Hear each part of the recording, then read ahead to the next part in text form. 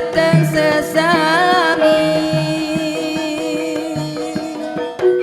amartosaken kabar bingung ke Injil karahayon dateng salin para bangsa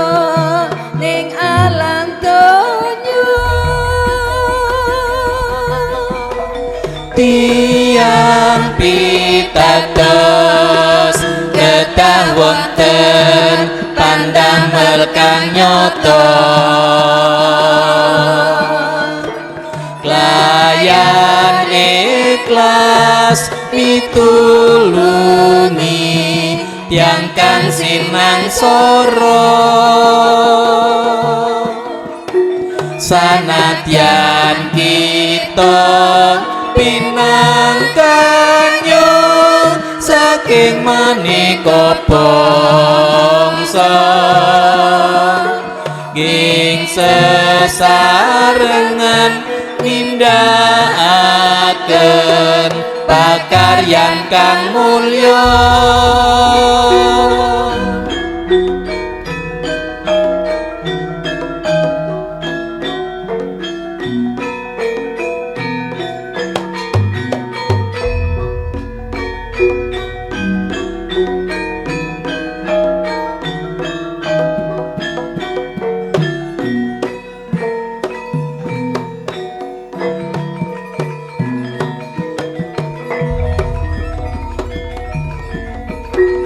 kita sami tinimbalan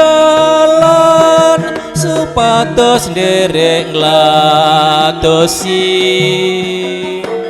pakaryaning Gusti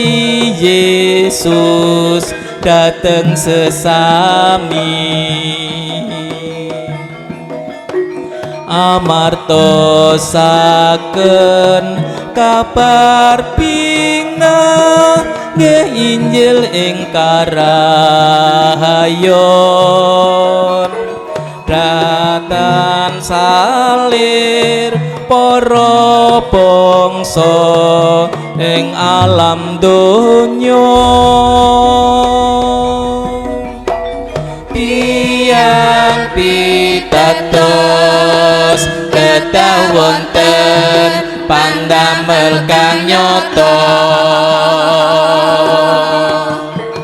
klayan ikhlas pitulungi yang kang sinang soro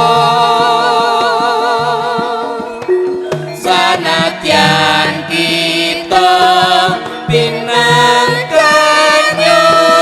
saking maneka bangsa ging sesarengan nindakaken pakaryan kang mulya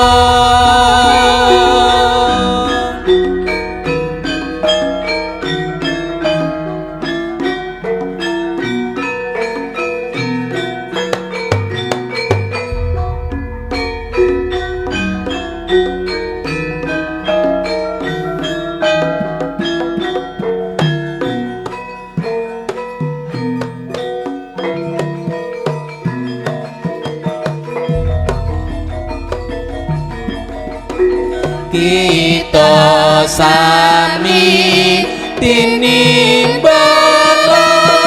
supados nderek ngladosi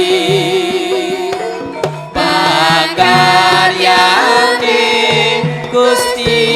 Yesus dateng sesami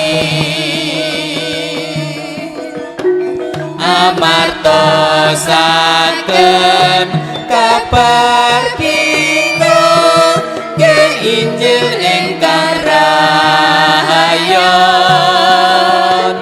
datan salir para bangsa ing alam donya tiyang pitados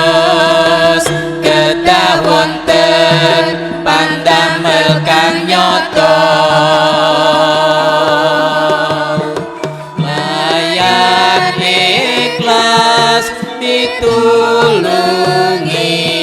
tiang kang sinang soro sanadyan kita pinangkanyo saking manika bangsa